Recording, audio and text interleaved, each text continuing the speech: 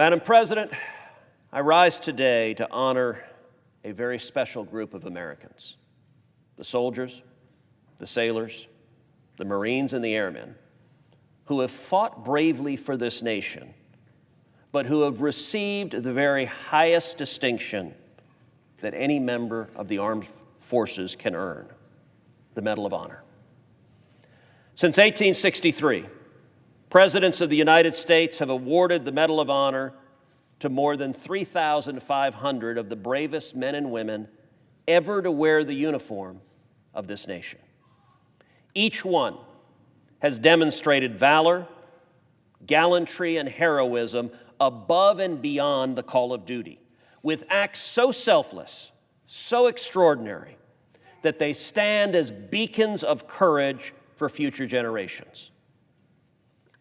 In 1916, Congress passed Public Law 6556, establishing the Army and Navy Medal of Honor roll and entitling each Medal of Honor recipient to a modest special pension of $10 per month for life.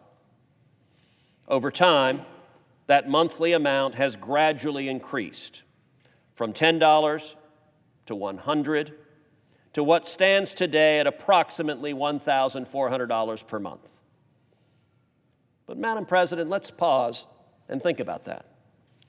$1,400 a month for those who risked everything, their safety, their future, their very lives for freedom, for the opportunity for all of us to be here today.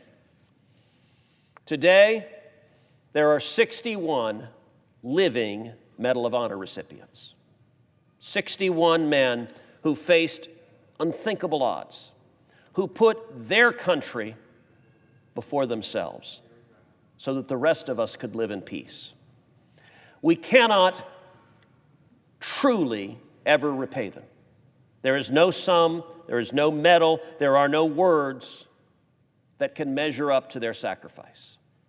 But there are ways that we can continue to honor them by ensuring that they are cared for, respected, and supported. Madam President, in January of this year, I introduced the Medals Act, my legislation to raise the monthly pension for Medal of Honor recipients.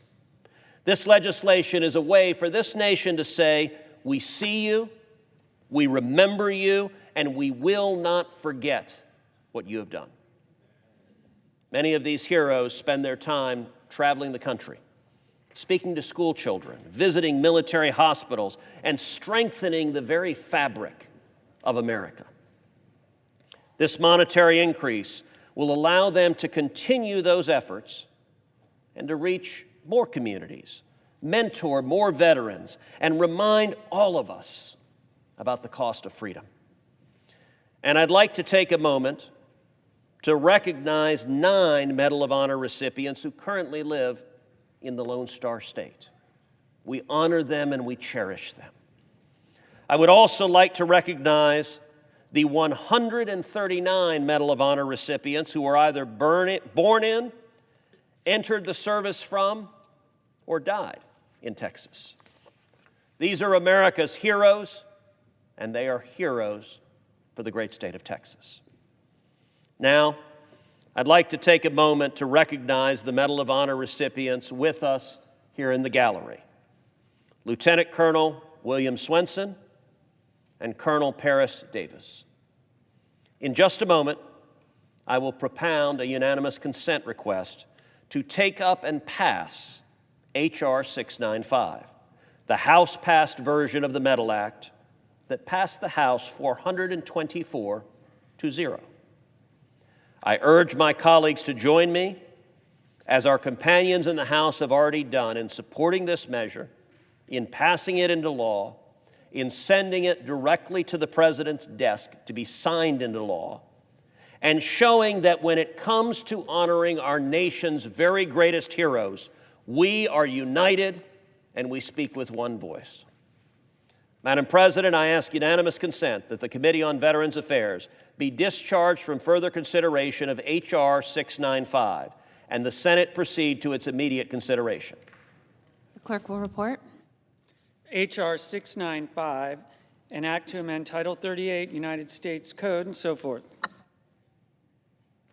Without objection, the committee is discharged. The Senate will now proceed to the measure.